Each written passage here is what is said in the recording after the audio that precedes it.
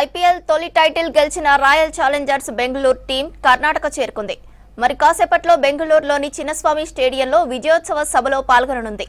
అంతకంటే ముందు బెంగళూరులోని విధాన సౌధ దగ్గర ఆర్సీబీ ప్లేయర్స్ ను సన్మానించనుంది ఆ రాష్ట్ర ప్రభుత్వం. దీంతో విధాన సౌధ దగ్గరకు భారీగా ఫ్యాన్స్ చేరుకున్నారు.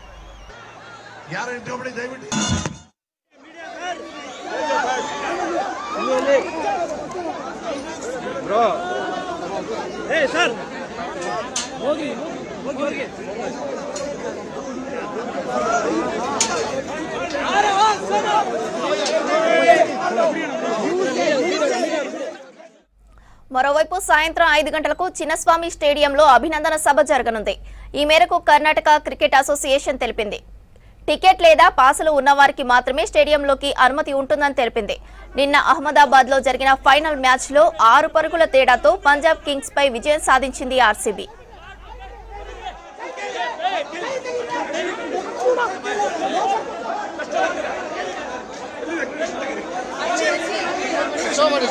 ಅಕ್ರಿಡೇಷನ್ ಇಲ್ಲ ಇವರಲ್ಲ ಅಕ್ರಿಡೇಷನ್ ಇಲ್ಲ ನನಗೆ ಗೊತ್ತಾಯ್ತು ನಾವು ಡೈಲಿ ನೋಡ್ತೀವಲ್ಲ ಬನ್ನಿ ಬನ್ನಿ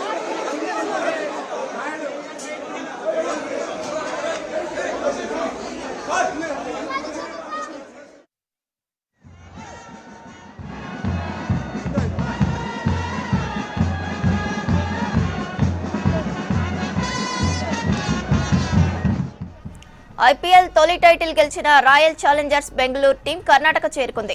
మరి కాసేపట్లో బెంగళూరులోని చిన్నస్వామి స్టేడియంలో విజయోత్సవ సభలో పాల్గొననుంది.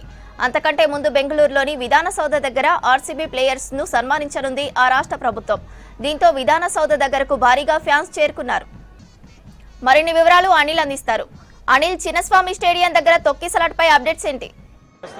ఇటు నిన్న ఆర్సీబీ 18 ఏళ్ల తర్వాత 18 ఏళ్ల నిరీక్షణకు నిన్న తెరపడింది. సో చాలా కూడా గ్రౌండ్ మొత్తం కూడా ఎమోషన్గా ఫీల్ అయ్యారు. విరాట్ కోహ్లీ కూడా కొంత భావోద్వేగానికి లోనయ్యాడు. సో ఈరోజు ఈ ఆర్సీబీ ఏదైతే ఉందో కర్ణాటక అంటే అహ్మదాబాద్ నుంచి బెంగళూరు ఈరోజు మార్నింగ్ చేరుకున్నారు. అక్కడ కర్ణాటకలోని ఒక విమానాశ్రయం నుండి పూర్తిగా అక్కడ దిగినప్పటి నుంచి ఇప్పటివరకు కూడా పూర్తిగా బెంగళూరు మొత్తం కూడా ఆర్సీబీ ఫ్యాన్స్తో కిక్కిరిసిపోయింది. సో ఎక్కడ చూసినా కూడా ఆర్సీబీ ఫ్యాన్స్ చాలా హంగామా చేస్తూ ఎక్కడికక్కడ కటౌట్లు పెడుతూ జెర్సీలతో ఫుల్ రెడ్డిష్గా బెంగళూరు మొత్తం మారిపోయింది. సో కాసేపటి క్రితం అక్కడ ఒక్కసారిగా చిన్నస్వామి స్టేడియానికి భారీ ఎత్తున అభిమానులు చేరుకోవడంతో లోపలికి పంపే క్రమంలో చాలా వరకు పెద్ద ఎత్తున తొక్కిసలాట జరిగింది. సో దాదాపు ఇప్పటికక్కడ ఇద్దరు కూడా మృతి చెందినట్టు తెలుస్తుంది. ఇక అనేక మంది కూడా చాలా అస్వస్థతకు గురయ్యారు. వారిని వెంటనే అక్కడ ఉన్నటువంటి అంబులెన్స్లో ఆసుపత్రికి తరలిస్తున్నారు. ఎందుకంటే ఒకేసారిగా అభిమానుల తాకి పెరగడంతో అక్కడ ఉన్నటువంటి పోలీసులు కూడా ఏం చేయలేక చేతులు ఎత్తినటువంటి పరిస్థితి. సో మొత్తానికి అక్కడ ఊపిరి ఆడకుండా కొంతమంది ఎక్కడికక్కడ అస్వస్థతకు గురై కింద పడిపోతున్నారు. సో ఈ తొక్కిసలాటలో ఒక మహిళతో పాటు మరొకరు మృతి చెందినట్టు తెలుస్తుంది. వారి వివరాలు కూడా ఇంకా అధికారికంగా ప్రకటించలేదు. సో మనకి విజువల్స్లో చూడొచ్చు, చెల్లా చెదరైపోయినటువంటి విజువల్స్. పోలీసులు కూడా ఎక్కడికక్కడ వారిని పంపిస్తున్నారు. సో ఒకేసారి ఇంతమంది రావడంతోనే ఈ తొక్కిసలాట జరిగిందంటూ చెప్తున్నారు. అంటే ఈరోజు ఈ పరేడ్ నిర్వహిస్తున్నటువంటి క్రమంలో అంటే ఇప్పటికే పొద్దున మనకి కర్ణాటక సీఎంతో పాటు డిప్యూటీ సీఎంను కూడా ఈ ప్లేయర్స్ అందరూ కలిశారు. సో ఓపెన్ టాప్ బస్సుల్లో కూడా ఈ టీం మొత్తం కూడా ఆర్సీబీ టీం మొత్తం కూడా విధాన సౌధ నుండి బెంగళూరులో ఉన్నటువంటి విధాన సౌధ నుండి చిన్నస్వామి స్టేడియం వరకు కూడా ఈ పరేడ్ నిర్వహిస్తామంటూ మొదటగా చెప్పారు. కానీ ఉదయం పోలీసులు అనుమతి ఇవ్వలేదు, అంటే పర్మిషన్ ఇవ్వలేదు. కానీ ఇప్పుడు సాయంత్రంలోగా పర్మిషన్ రావడంతో ఈ పూర్తిగా కూడా ఫ్యాన్స్ అటు బెంగళూరుతో కాకుండా పక్క రాష్ట్రాల నుంచి కూడా ఎక్కువ మంది RCB fans, Virat Kohli fans వచ్చారు. సో దీంతో తాకిడి మాత్రం పెరిగిందని చెప్పవచ్చు. ఎందుకంటే చాలా ఏళ్ళుగా ఈ ఐపీఎల్ సీజన్ మొదలైనప్పటి నుంచి ఇప్పటివరకు ఫైనల్లో 4 టైమ్స్ అడుగుపెట్టినా కూడా సో మొదటిసారిగా కప్పు విజయం సాధించింది కాబట్టి సో పెద్ద ఎత్తున అక్కడికి బెంగళూరులో ఉన్నటువంటి అభిమానులతో పాటు పక్క రాష్ట్రాల నుంచి కూడా ఎక్కువగా తరలి వచ్చారు. సో ఈరోజు సాయంత్రం 5 గంటలకు అక్కడ పరేడ్ అనేది అంటే ఈ ఓపెన్ టాప్ బస్సుల్లో ర్యాలీ అనేది ప్రారంభం అవుతున్నటువంటి టైంలో ఒక్కసారిగా ఈ తొక్కిసలాటలో మాత్రం చాలామంది అభిమానులు అక్కడ అస్వస్థతకు గురయ్యారు. 2 మృతి చెందినట్టు తెలుస్తుంది.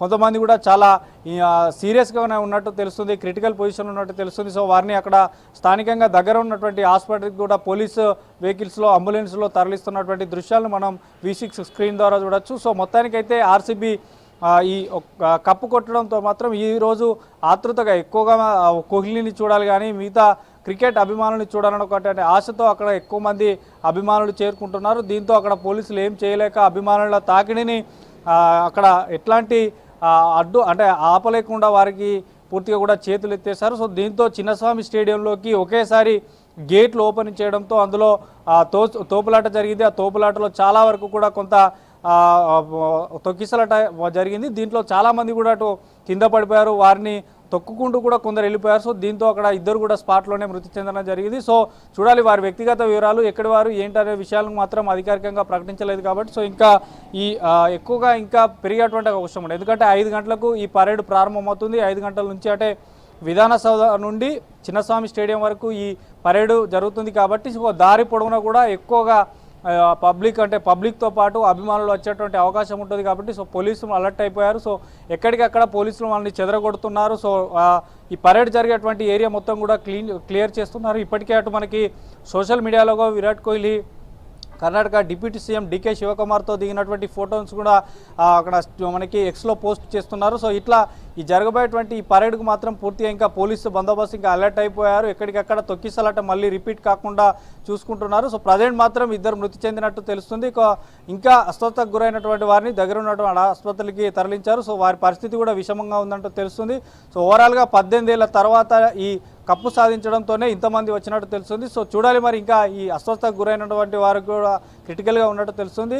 ఇంకా కాసేపటి క్రితం అంటే మరొక 30 నిమిషాల్లో ఈ ర్యాలీ ప్రారంభమవుతుంది. ర్యాలీ ప్రారంభం అనంతరం కర్ణాటక ప్రభుత్వానికి సంబంధించినటువంటి సీఎం డిప్యూటీ సీఎంతో పాటు అక్కడ ఉన్నతాధికారులు అందులో పాల్గొంటారు. అక్కడ ఉన్నటువంటి క్రికెట్ అసోసియేషన్కి సంబంధించినటువంటి సంఘ సభ్యులు పాల్గొని ఈ ఆర్సీబీ ప్లేయర్స్ అందరికీ కూడా సన్మాన కార్యక్రమం అయితే మరికొద్ది సేపట్లో ప్రారంభం కానుంది. సో ఇందులో అయితే ఈ ఆర్సీబీ ఈ ర్యాలీలో ఏదైతే పరేడ్ చేస్తుందో ఇందులో ఈ తొక్కిసలాట జరగడం కొంత దురదృష్టకరమని చెప్పొచ్చు శ్రవంతి.